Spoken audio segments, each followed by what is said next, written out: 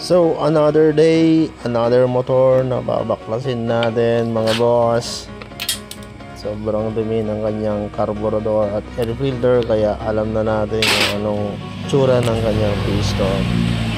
So ito mga boss, babaklasin na natin yung kanyang makina. Fast forward tayo.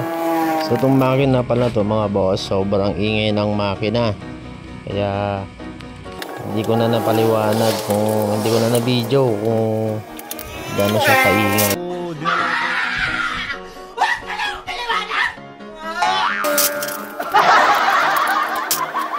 So ang kwento ron ni customer sa akin dito is bigla daw namatayan yung kanyang makina. Power off.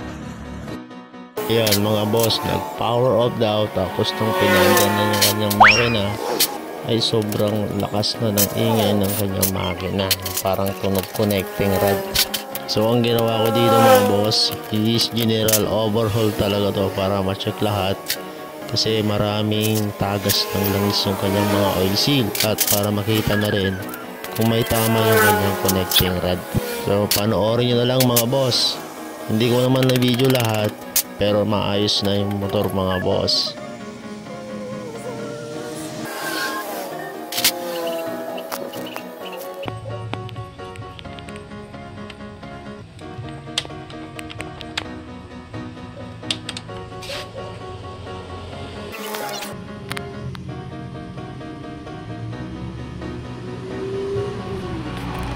Yan mga boss, sobrang dami ng carbon.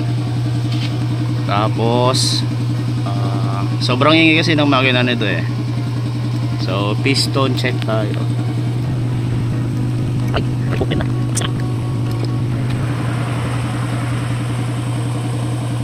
Tapos kayo yung kanyang block, ang kanyang piston. Ayan, aray ko.